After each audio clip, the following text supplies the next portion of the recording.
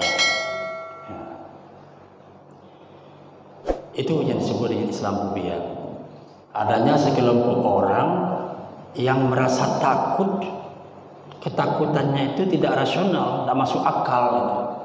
Apa yang dia takuti? Islam dan kaum muslimin. Oleh karena itu, maka tidak heran kalau ada gerakan-gerakan baik di Indonesia maupun di luar negeri yang intinya aku akan tertimpa keburukan itu kalau tidak aku tanyakan, supaya aku lebih hati-hati, terjaga, terselamatkan. Makanya aku bertanya kepada Rasulullah tentang keburukan. Nah, inilah bedanya Hudzaifah dengan yang lain. Sahabat yang lain bertanya tentang kebaikan saja, tapi Hudzaifah ini berbeda dengan yang lain. Dia tanya kepada Nabi tentang keburukan. Tujuannya apa? Agar dia terlindungi, terpelihara. Apa kata Hudzaifah melanjutkan? Ya Rasulullah, dulu kita di masa jahiliyah memang kita berada dalam kegelapan. Bagaimana gelapnya? Di mana ada bayi perempuan disembelih hidup-hidup, dikuburkan hidup-hidup. Begitulah jahiliyahnya, di mana hubungan suami istri bebas sebebas-bebasnya.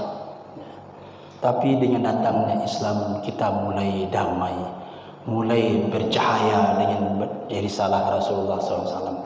Ya Rasulullah, aku khawatir, apakah sesudah yang baik ini datang Islam, engkau bawa ini sebagai rahmat ini, apakah akan datang nanti keburukan sesudah itu? Nah, ini pertanyaan Hudzaifah.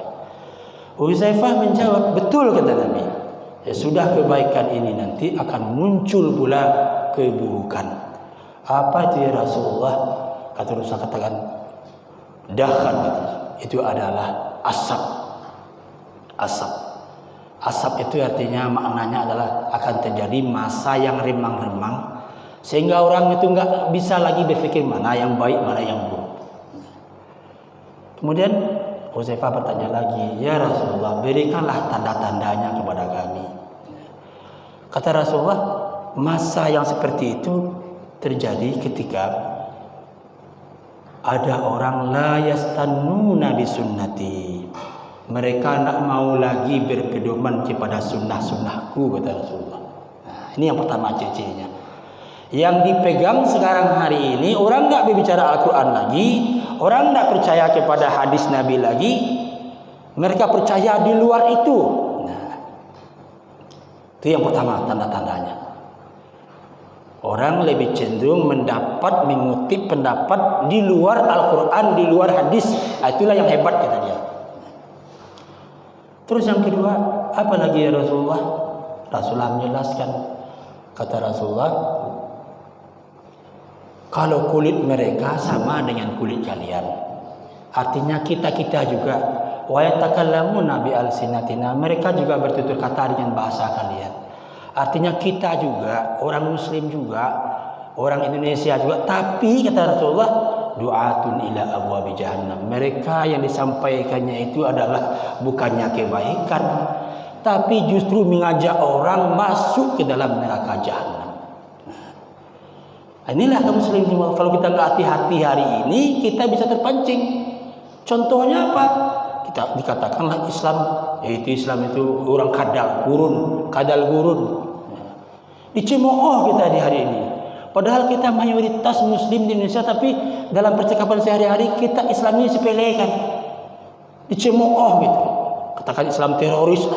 Betapa banyak orang-orang muslim ya yang digugah teroris udah meninggal dunia, tidak diselamatkan, ya, tidak disidang bagaimana kasusnya yang sebenarnya. Ini kaum muslimullah, bahwa Rasulullah pernah di dalam sebuah hadisnya menyampaikan masa-masa yang terjadi sesudah Islam itu jaya.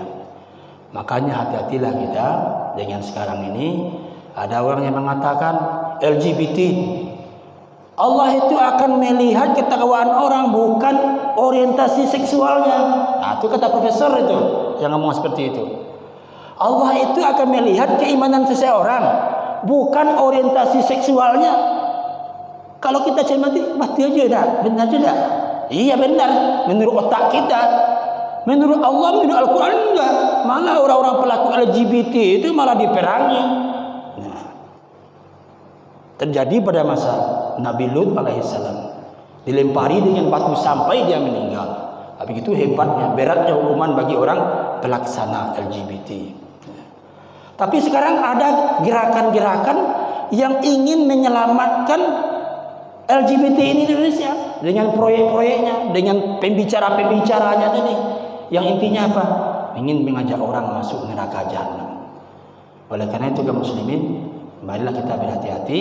Mudah-mudahan kita tidak terprovokasi, tidak terpengaruh, sehingga kita tidak membenci antara satu sama lainnya, dan kita terpelihara agama kita. Demikian saja. Wassalamualaikum warahmatullahi wabarakatuh.